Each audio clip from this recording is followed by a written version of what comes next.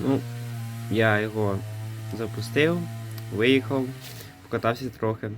Щось це свист перестав, але з'явився стук.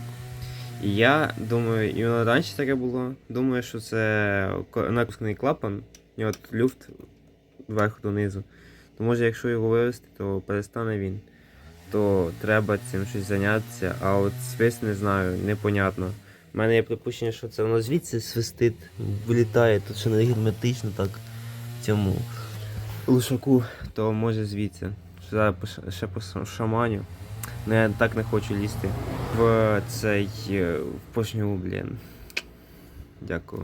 Дивіться, підписуйтесь. Тут буде в мене багато відео по цьому мощному Дніпру.